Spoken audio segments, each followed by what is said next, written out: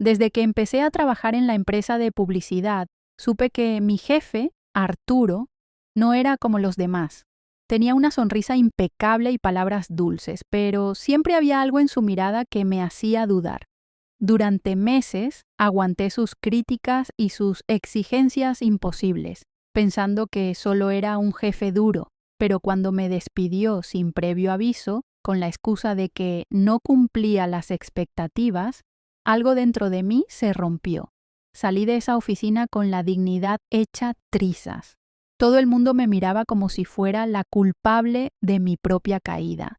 Pero lo que Arturo no sabía era que yo había guardado todo, cada correo, cada reunión grabada en mi mente, cada pequeño detalle que podía demostrar que sus expectativas eran solo una excusa. Esa noche me encerré en mi apartamento y revisé mis notas. Encontré algo que me hizo temblar, un correo que Arturo había enviado accidentalmente a toda la plantilla, pero que rápidamente borró. En ese correo hablaba de un cliente nuevo, un contrato millonario y una cláusula que violaba la ley. Era una bomba, y él lo sabía. Decidí que no iba a ser una víctima silenciosa. Guardé una copia del correo y lo imprimí. Era mi seguro, mi salvación.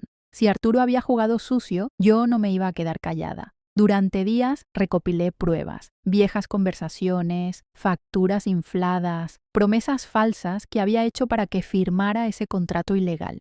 Cada palabra era un hilo que, al juntarlo, tejía la verdadera historia de lo que estaba pasando. Al final de esa semana ya no tenía miedo, tenía un plan. No solo quería limpiar mi nombre, quería asegurarme de que Arturo enfrentara las consecuencias. Había aprendido que, a veces, la única forma de sobrevivir a una traición es convertirla en tu fuerza. Me miré al espejo y me prometí que nunca más permitiría que alguien decidiera por mí, porque ese despido no era el final de mi historia, era el principio de mi venganza. La mañana siguiente amanecí con una determinación que no recordaba haber sentido antes. Mi plan no era solo enfrentar a Arturo, sino exponer todo lo que había ocultado durante años.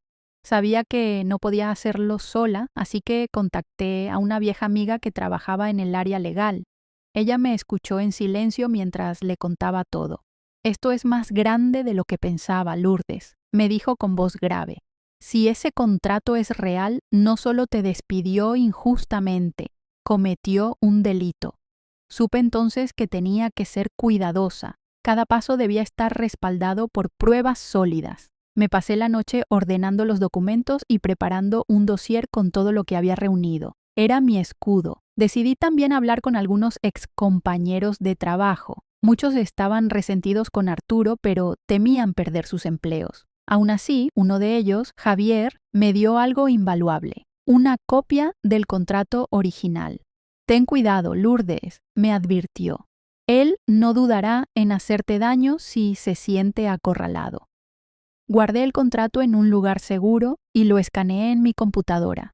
Cada palabra en ese papel era como un clavo en el ataúd de Arturo. Lo que había empezado como una simple venganza personal, ahora era una misión de justicia. Mientras tanto, Arturo parecía no sospechar nada. Publicaba en redes sociales como si nada hubiera pasado, hablando de nuevos proyectos y grandes oportunidades. Su arrogancia me dio fuerzas. No sabía que yo estaba decidida a terminar lo que había empezado. Una tarde, cuando el sol se ocultaba, salí a caminar para despejar mi mente. Caminé hasta el parque donde solía ir de niña con mi madre. Allí me di cuenta de algo. No estaba luchando solo por mí. Estaba luchando por todas las mujeres que alguna vez fueron calladas, que aceptaron la injusticia sin alzar la voz. Respiré hondo y miré al cielo. Era mi momento. Mi historia apenas comenzaba. La semana siguiente la pasé entre oficinas legales y cafés donde me reunía con mi amiga abogada. Cada palabra que decíamos era un secreto compartido. No confiaba en enviarle nada por correo, así que imprimía todo y se lo entregaba en persona. Ella me enseñó cómo documentar cada paso: fechas, nombres, testigos. Era meticulosa y eso me dio seguridad. Mientras tanto, mi madre me llamaba cada noche. Me preguntaba si estaba bien, si necesitaba algo. Yo le decía que sí, que todo estaba bien, pero no quería preocuparla. Ella no entendía la magnitud de lo que estaba ocurriendo. Pensaba que solo era un despido injusto, pero no sabía que detrás había algo mucho más oscuro. Una noche no pude dormir. Me levanté y revisé todos los papeles otra vez. Leía y releía cada línea.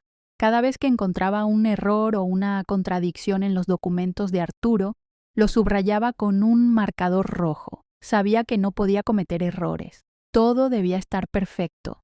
Finalmente, llamé a Javier y le pedí que se encontrara conmigo. Nos reunimos en un pequeño café escondido. Él llegó con una carpeta llena de correos electrónicos que había guardado durante años. Siempre supe que este día llegaría, me dijo mientras me entregaba la carpeta. Era como si también él necesitara que alguien hiciera lo que él no podía. Esa noche, con todos esos papeles sobre la mesa de mi cocina, me di cuenta de que había cruzado un punto sin retorno. Arturo no era solo un jefe tóxico, era un hombre peligroso. Pero yo no iba a dar un paso atrás. Me miré al espejo y vi a una mujer que ya no temía, una mujer que estaba lista para hacer justicia sin importar el costo. Cuando llegó el día de presentar la denuncia formal, estaba tan nerviosa que me temblaban las manos. Mi amiga abogada me acompañó a la oficina del fiscal. Me miró a los ojos y me dijo: «Recuerda, Lourdes, estás haciendo lo correcto». Dentro de la oficina, un joven fiscal me escuchó con atención.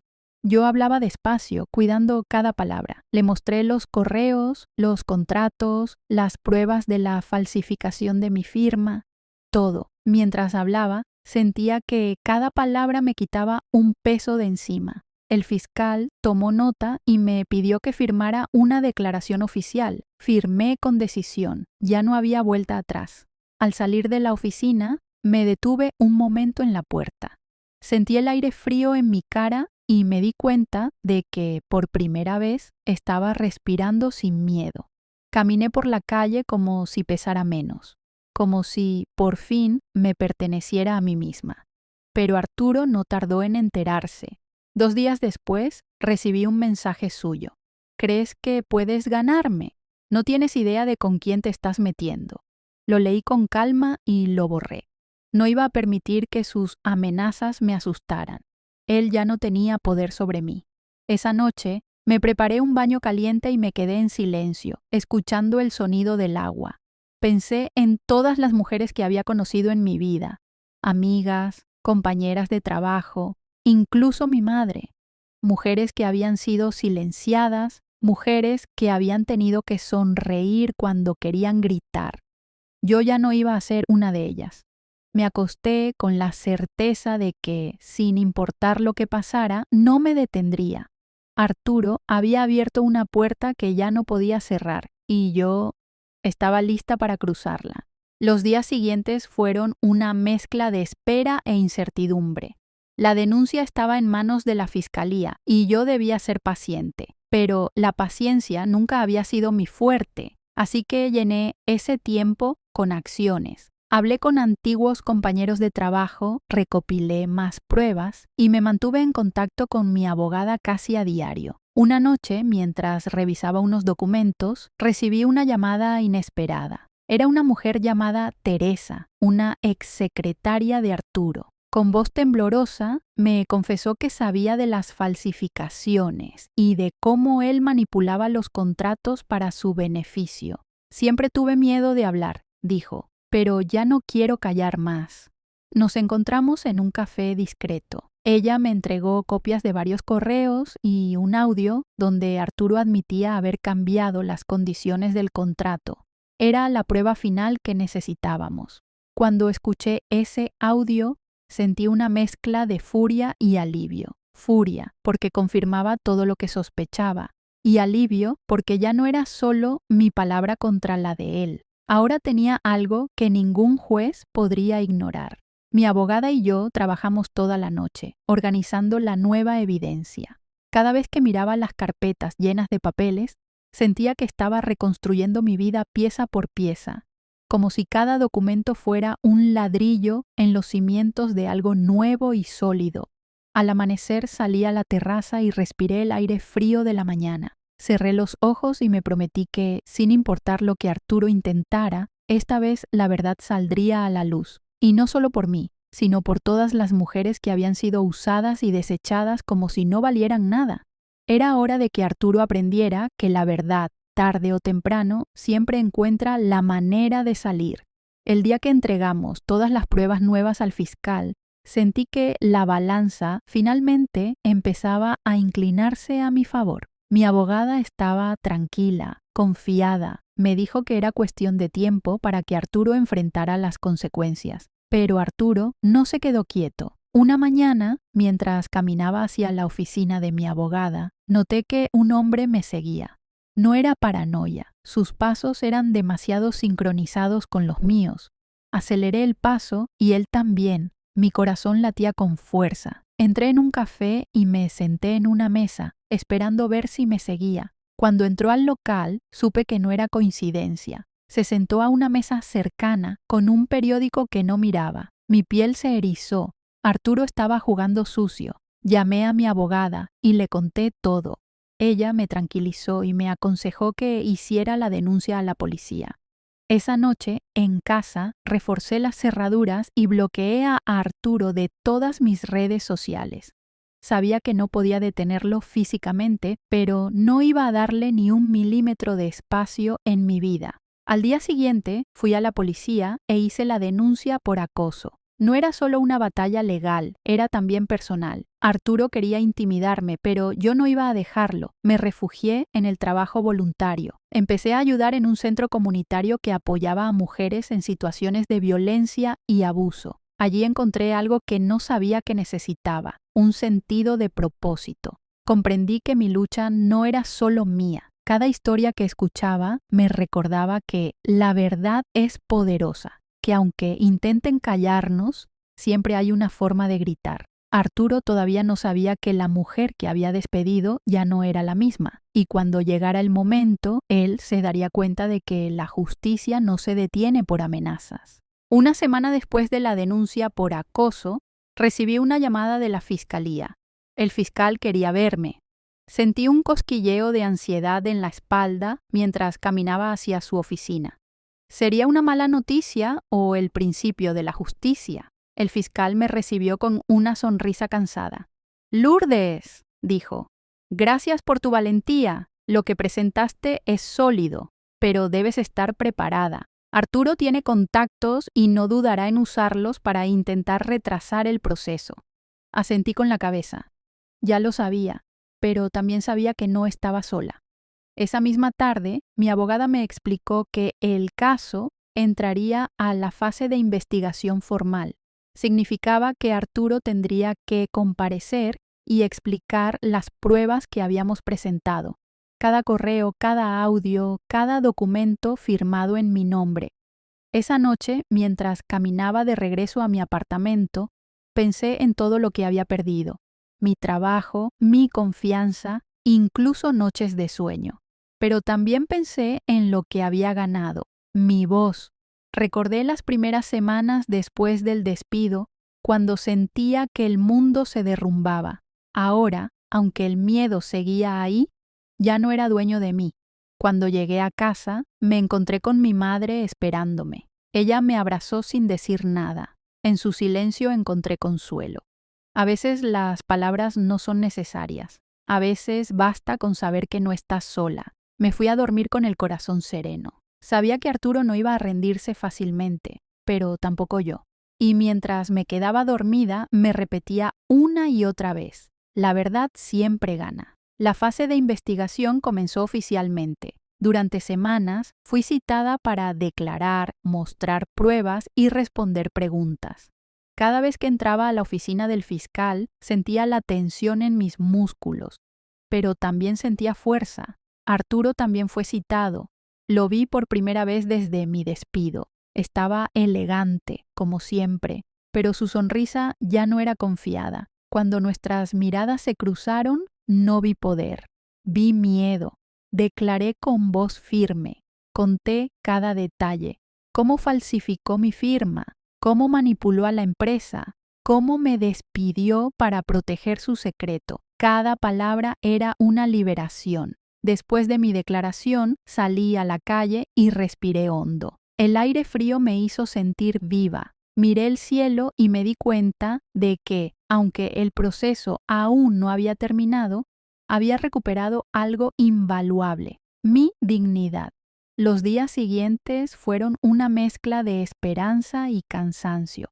A veces dudaba, me preguntaba si valía la pena tanto esfuerzo, tanta lucha, pero luego recordaba todas las mujeres que había conocido en el centro comunitario. Ellas también luchaban, y eso me daba fuerza. Una tarde, mientras caminaba por el parque, me encontré con Teresa, la exsecretaria de Arturo. Ella sonrió tímidamente y me dijo: «Gracias por no callarte, gracias por no tener miedo». Esa noche escribí en mi diario: «No estoy sola, mi historia es la historia de muchas». Y entendí que ya no había vuelta atrás. Arturo había abierto una puerta que nunca podría volver a cerrar. Finalmente, llegó el día de la audiencia final. El juez escucharía todas las pruebas y decidiría si Arturo debía enfrentar cargos formales. Me desperté temprano, con el corazón latiendo fuerte pero decidido. Me vestí con calma, eligiendo un conjunto que me hiciera sentir fuerte, un blazer azul oscuro que me recordaba quién era. Antes de salir, miré al espejo y susurré: «Hoy termina esto». La sala estaba llena. Arturo estaba allí, con su abogado a su lado. Cuando me vio entrar, apartó la mirada. Mi abogada me tomó de la mano. «Estamos listas», dijo con una sonrisa tranquila. El juez escuchó cada palabra, cada grabación, vio cada documento. Cuando llegó el turno de Arturo, su voz tembló. Intentó culparme, dijo que lo estaba difamando, pero el juez no parecía convencido. Mientras escuchaba su voz temblorosa, recordé todos esos días en los que había llorado en silencio, en los que había dudado de mí misma. Hoy ya no era la misma mujer. Cuando terminó la audiencia, el juez dijo que anunciaría su decisión en una semana. Salí del juzgado con el corazón ligero, no porque supiera qué decidiría el juez, sino porque había hecho todo lo que estaba en mis manos. Esa noche, mientras caminaba sola por las calles, me di cuenta de que, pase lo que pase, yo había ganado, porque ya no era la mujer que Arturo pensaba que podía destruir. Era más fuerte y era libre. Una semana después, regresé al juzgado para escuchar la decisión final. Me senté en la sala con la espalda recta, la mirada fija en el juez. Arturo estaba a unos metros de mí, visiblemente nervioso. El juez habló con voz firme. «Se han presentado pruebas suficientes para abrir un proceso penal contra Arturo López por falsificación y fraude documental». Sentí un escalofrío recorrer mi espalda. Era la confirmación de que la justicia no siempre es ciega, pero a veces tarda. Arturo se quedó sin palabras. Su abogado intentó interceder, pero el juez lo interrumpió. «La ley es clara, nadie está por encima de ella». Yo respiré profundamente. La sala parecía más luminosa, más clara. Mi abogada me sonrió y me dijo en voz baja: «Lo lograste». Salí del juzgado con pasos firmes. Cada paso era un adiós a todo lo que había sufrido. Me encontré con Teresa afuera, quien me abrazó con fuerza. «Ahora podrás dormir tranquila», me dijo. Yo asentí, porque por primera vez en mucho tiempo sabía que podía hacerlo. Esa noche volví a casa y encendí una vela, no para Arturo ni para el pasado, sino para mí, para la mujer que había enfrentado sus miedos y había ganado. Me miré al espejo y vi algo que no había visto en mucho tiempo: orgullo. Escribí en mi diario: «La justicia no es solo un castigo, es una forma de recuperar lo que creíamos perdido, nuestra voz». Esa fue mi victoria final, no contra Arturo, sino a favor de mí misma.